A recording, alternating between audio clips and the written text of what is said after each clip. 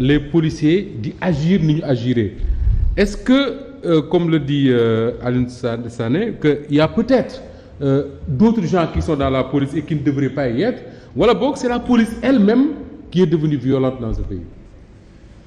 Mais Moustapha, pour résumer dañu jël rek le magistère de Macky Sall de 2012 à nos jours c'est-à-dire on n'a pas fait attention ñun ñëpp Aliou l'a dit c'est-à-dire que je crois que l'état de grâce bi ñu mayoon Macky Sall moo tax lu bëri gis ñu ko.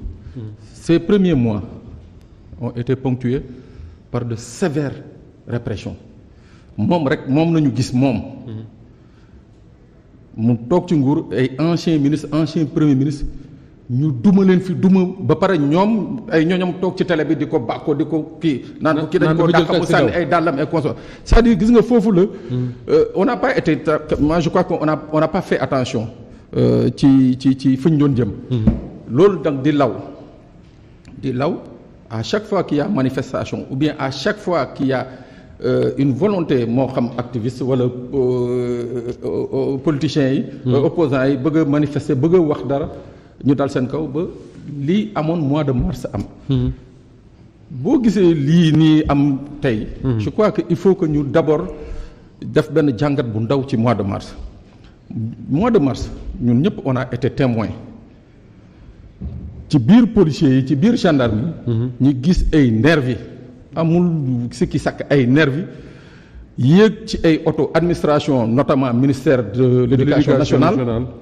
di dem di dugg siège ak di génn siège yu APR yore seen i bolde yore seen i malagun di duma ay doomu Sénégal c'est unique dans l'histoire de ce pays c'est-à-dire manifestation bu nekk am na fi.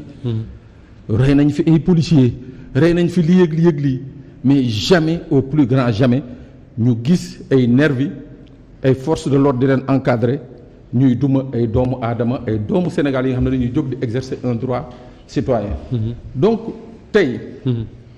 buñ demee ba loolu am lii nga xam ne mooy police ak gendarmerie ñu incriminer leen. yéeguma ni police ubbi na enquête mais gendarmerie ubbi na une enquête interne mais police moom wax fa dëgg yàlla yéeguma ni ubbi nañu enquête. gendarmerie a ouvert une enquête interne. ci événement mars daaw ci événement mars yi. loolu yëpp pour jéem a jàngat mais entre temps ki nga xam ne moo demandé woon l'enquête il est parti mooy le général Tine. résultat yi on ne sait pas fa muy mujj. du procureur de la République du le ministre de l'Intérieur du le président de la République du le ministre des Forces armées kenn ci ñoom. jëlul décision wax ci mbir mi donc ñu considérer. kon lii c'est une impunité. mais nag du doon impunité xam nga ndax la nekkul impunité. te boo gisee ma ne la c'est pas une impunité et que l'État l'a pris au sérieux lii nga xam ne def nañ ko te xam nañ ni que ce sont des crimes qui sont passibles devant la Cour pénale internationale. parce que c'est des crimes qu'on peut associer à des crimes de guerre. Qu'est-ce qu'ils ont fait ñu ne non on va rapidement arranger la situation. ñii nga xam ne ñun suñuy ñoon nañu woon mais ay nervi nañu ay gros bras ñoo leen jëloon teg leen ci mbedd bi ñuy dóor sénégalais. léegi dañ leen di jox une légalité.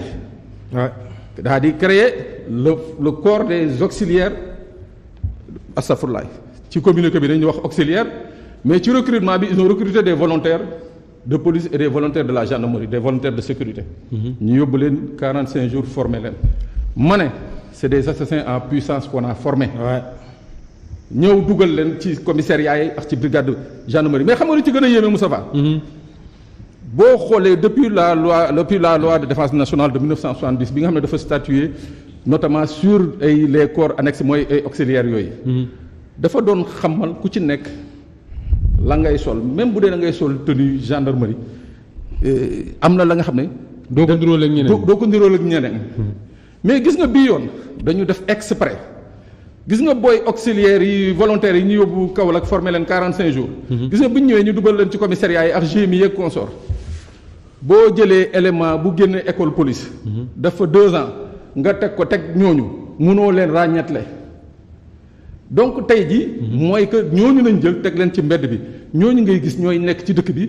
di dóor di duma di saaga di matte di gajee léegi nag lii nga xam ne mooy li xew démb. waaw ak ñoom Guy Marius.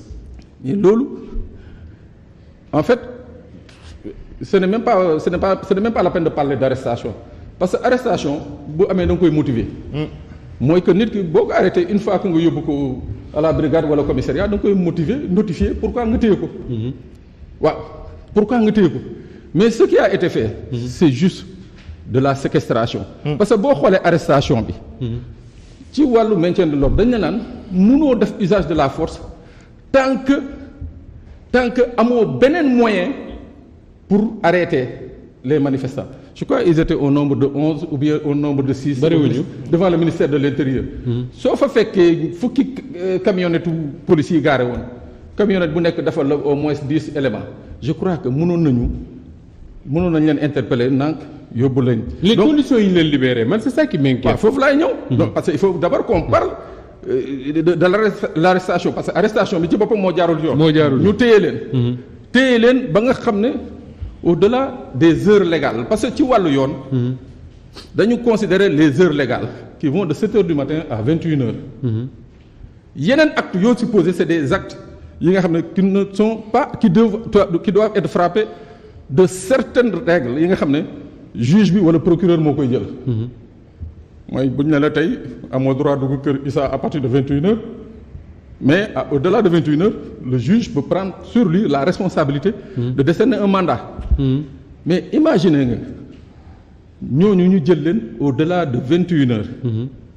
ce qui est interdit. ñu libérer leen ci yan conditions dugal leen ci ay oto. dem ba ci àll bi wàccee leen fa. libéré wu leen da leen sànni su fekkee ne dégg naa li wax. yóbbu leen sànni leen loolu mu nekk un acte mu nekk des actes de torture et de barbarie te pour dire pourquoi c'est grave. gis nga jamono ñii ñuy wax tey jii ki nga xam ne mooy le président d'Interpol l'organisation internationale de la police. le général Ahmed Nasser Al-Nasri. un émirati tey jii may wax ak yow. il est poursuivi par le parquet antiterroriste de France pour justement genre yu mel nii bi mu nekkee directeur police Émirats arabes unis yu mel nii yi mu doon def ay ñoñom ay sa population. donc tey jii pour dire à Aliou et pour dire à l'ensemble des Sénégalais. c'est-à-dire il faut qu'on arrête d'être spectateur parce que tey lii policiers yi def Aliou ces policiers là tey on est en matière de police administrative. On n'est même pas en matière de police judiciaire parce que le procureur n'est pas entré en compte.